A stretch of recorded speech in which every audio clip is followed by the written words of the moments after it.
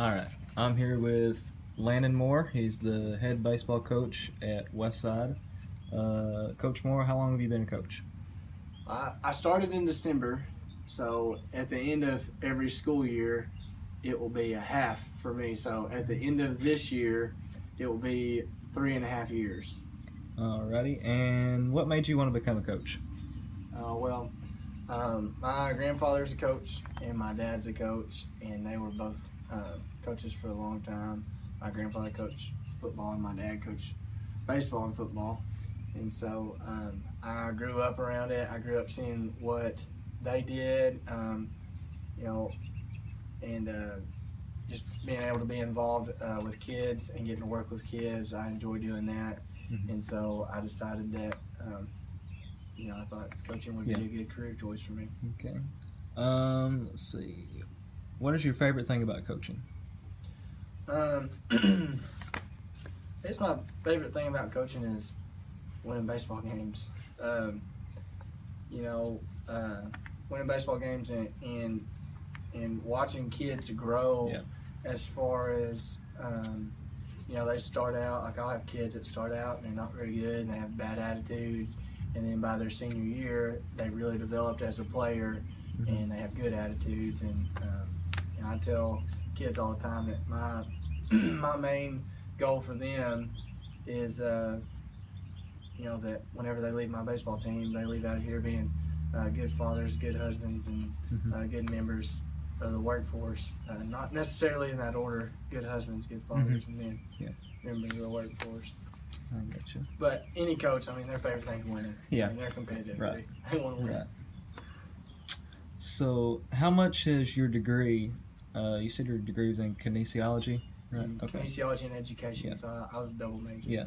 Okay. So, how much has your degree in kinesiology helped you when you train your players? The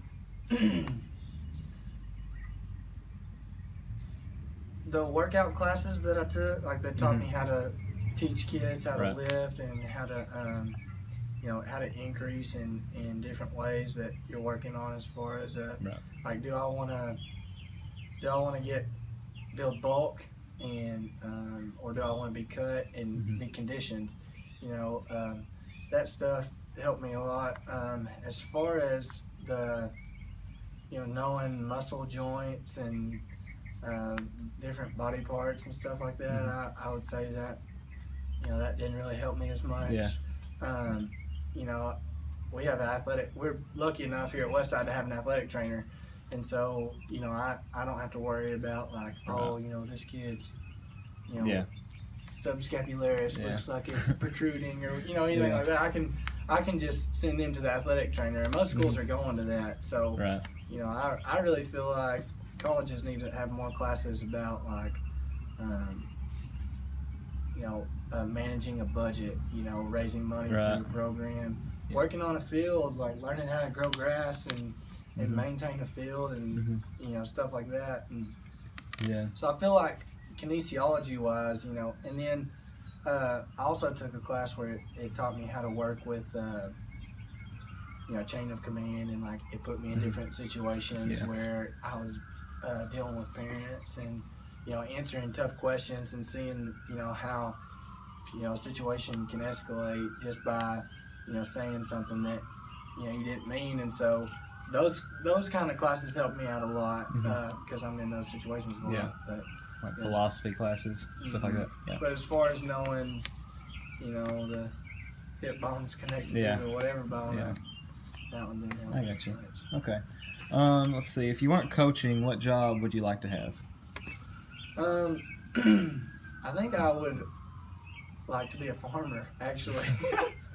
I know that sounds funny, but growing up, I was always battling between, do I want to farm, have cows, because I love animals too, or do I want to coach? And I thought, coaching's more solid income and better retirement, so I went with coaching.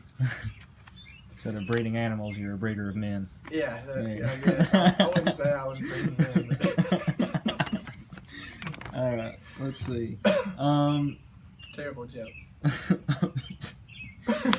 Let's see. Was there something that you didn't realize about coaching until you actually started your career? I mean, you kind of said like growing grass and stuff like that. Maybe you didn't think about. Yeah. I don't know.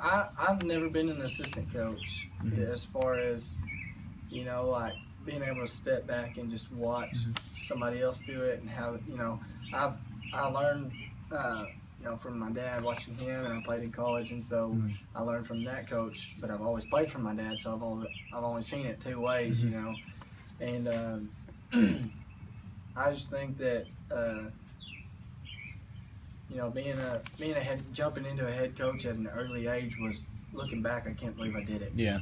When I was my first year, I was 22 years old, and I had a kid in my class that was 19. Yeah. And I mean, I was teaching 3 subjects: economics, civics, and U.S. history. And I mean, I'm not certified in any of those. I was hired as a full-time sub. Right. And so, it was already hard enough to get these kids to learn, knowing that I wasn't certified in something. But being 22, was harder too. I've learned a lot in the past 3.5, 4 years or whatever to make me a better coach. But it was tough starting out. Feeling like you don't really know what you're doing, but everybody expects you to know what you're doing the entire time. Yeah. And that's why teaching is a tough profession, and coaching is a tough profession. They say, I think, there's a pretty high percentage of people that graduate with a degree in education that they quit in their first 3 years because it's not as easy as they thought it was going to be. Yeah. So. Okay. Well, I think I know the answer to this one, but what is your least favorite thing about coaching? My least favorite thing about coaching is probably having to deal with parents. That's what I was going to say. And that's another thing. Being young, parents think that they can try to take advantage of you, and they're going to give more respect to somebody that's older than them than somebody that they see as could possibly be their kid. But it's tough. I understand. I'm not a parent myself, but I could see where, if I had a son or a daughter and they weren't getting to play, that I would be upset. And you just want your kids to succeed. Like I understand all that. You want them to be out there and be the star. That's great. But there's a bunch of different roles on the team, and I think a lot of times parents don't understand that. There's I need a kid that over here keeping the scoreboard. I need a kid counting the pitches. I need a kid doing a book, and I need a kid catching in the bullpen to warm up the next guy. Those are all important jobs. Right. And once everybody understands their role and does their role, then that's when the team works best. But when kids constantly have parents, talking to them and saying like, that coach, he doesn't know what he's doing. He's not a good coach. If you're not playing, blah blah blah, then that hurts the team. And so parents can be a really good resource. They can help you. I've got parents that help me that run the concession stand. They sit there and take tickets. And then I've also got parents that don't do any of that. And I've got parents that do that stuff and then expect that their kids just get to play because they worked in the concession stand or they donated some money. But that's the hardest thing, is dealing with parents, because you're dealing with other people's kids. Right. They want their kids to be treated fairly. All right. Last question. What advice could you give someone pursuing your profession? I would just make sure that when you go into this, you gotta love what you're doing. Right. Because if you don't, it's gonna get hard, and you're gonna want to quit. And you gotta love it. You gotta have a thick skin, and you gotta be able to listen to people that are just say stuff, whether it's true or not, and take it, and be willing to just, be water on a duck's back and just slide off, and you just always got to do what you think is right for each kid. And so if you always do what you think is right for each kid, then, if somebody complains, then you'll be all right. Right. Because, once you get into not doing what's right for each kid is when you're going to start getting in trouble. But Right. you can always justify doing what you think is morally right, Right. and be able to explain it. I got you. All right. I think that wraps it up. Thank you, Coach Moore.